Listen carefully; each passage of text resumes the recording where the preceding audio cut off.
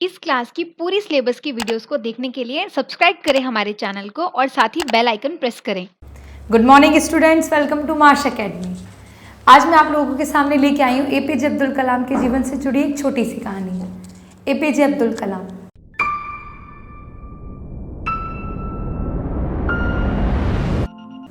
जिनका पूरा नाम है अबुल पाकिर जैनुल आबदीन अब्दुल कलाम, हमारे देश के पूर्व राष्ट्रपति रह चुके हैं और जिन्हें मिसाइल मैन के नाम से जाना जाता है। कलाम का जन्म रामेश्वरम में हुआ था। उनके बचपन की एक छोटी सी कहानी है जो मैं आप लोगों के सामने आज लेके आई हूँ। बचपन के दिनों में एपीजे अब्दुल कलाम रोज़ शाम को मस्जिद जाया करते थे। जब वो मस्जिद से शाम को लौटा करते थे तो वो मंदिर की तरफ से होकर जाया करते थे, मतलब वहाँ से होकर गुजरा करते थे। उन्हें वहाँ कुछ अजीब महसूस होता था। शायद लोग उन्हें घूर कर देखा करते थे कि क्यों एक मुस्लिम लड़का मंदिर आ रहा है, तो वो चीज़ उन्हें थोड़ी अजीब लगती थी। पर वहाँ पे होने वाली पूजा उन्हें अपनी ओर आकर्षित करती थी और उनका मन एकदम शांत हो जाया करता था। और मंदिर जाने का एक और कारण था, वो थे उनके मित्र रामनाथ शास्त्री। रामनाथ शास्त्री रोज़ शाम को अपने पिताजी के साथ मंत्रों का लयबद्ध उच्चारण करते थे और वो रोज़ शाम को वहाँ पे होते थे। दोनों साथ में पढ़ते थे, साथ में स्कूल जाते थे, साथ में खेलते थे। तो कक्षा 5 की बात है, उनके स्कूल में एक नए अध्यापक आए थे। एक दिन ऐसे ही क्लास में सारे बच्चे बैठे हुए थे, तो अध्यापक क्लास में आते हैं और इधर उधर क्लास में अपनी छड़ी के साथ घूमते हुए अचानक सब कलाम के पास आ जाते हैं। कहते हैं खड़े हो जाओ। कलाम डर जाते हैं, पता नहीं क्या हुआ ऐसा। कहते हैं तुम्हारी हिम्मत कैसे हुई कि एक पुरोहित के बेटे के पास तुम बैठे हो। कलाम रोने लगे, उन्हें बहुत बुरा लगा। जाओ जाके पीछे वाली सीट पर बैठ जाओ। जब अध्यापक ने ऐसे बोला तो वो और ज़ोर से रोने लगे और जाकर पीछे वाली सीट पे चुपचाप बैठ गए।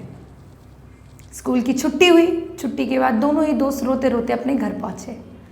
कलाम जैसे ही घर पहुँचते हैं, पिताजी उन्हें रोता हुआ देख के पूछते हैं कि बेटा क्या हुआ, तो वो उन्हें सारी बात बताते हैं। ऐसे ही रामनाथ जब घर पे पहुँचते हैं तो उनके पिताजी भी उनसे पूछते हैं कि बेटा क्या हुआ आज, तो वो भी उन्हें पूरी कहानी बताते हैं। अगली सुबह कलाम बैठे हुए थे अपने घर में, ऐसे ही देखते हैं कि उनका मित्र भागे भागे भागे भागे उनके पास आ रहे हैं। राम खिड़की से बोलते हैं कि चलो कलाम, पिताजी ने तुम्हें बुलाया है। कलाम डर जाते हैं कि आज शायद फिर मेरी डांट पड़ेगी।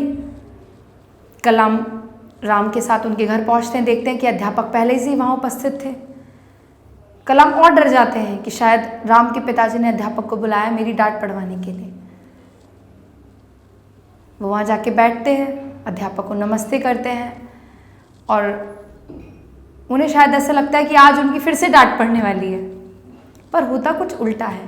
वो देखते हैं कि राम के पिताजी अध्यापक से कहते हैं कि अध्यापक महोदय, आप अपने किए के लिए कलाम से माफ़ी मांगिए। कलाम आश्चर्यचकित हो जाते हैं कि अरे क्या हो रहा है, कि माफ़ी तो मुझे मांगनी चाहिए थी। तो अध्यापक कलाम से बोलते हैं कि कल मैंने जो तुम्हारे साथ व्यवहार किया उसके लिए मैं माफ़ी मांगना चाहता हूँ, मुझे ऐसा नहीं करना चाहिए था।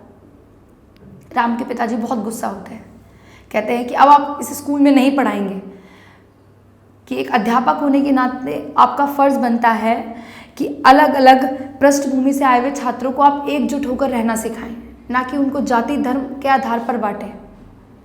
अध्यापक के बार बार माफ़ी मांगने पर राम के पिताजी मान जाते हैं और कहते हैं कि ठीक है, अगर आप अपनी गलती मानते हैं तो आप स्कूल में पढ़ा सकते हैं। तो इस कहानी से बेटा हमें यही शिक्षा मिलती है कि जाति धर्म जात पात के आधार पर हमें एक दूसरे को नहीं बांटना है, बजाय इसके हमें एकजुट रहकर एक साथ रहकर अपने आप को और अपने देश को आगे बढ़ाना है। क्या फ़र्क पड़ता है बेटा कि हम हिंदू हैं कि मुसलमान हैं? फ़र्क इस बात से पड़ता है कि हम एक इंसान कैसे हैं। एक अच्छा इंसान अच्छी सोच के साथ आगे बढ़ता है, ना कि धर्म और जाति के आधार पर।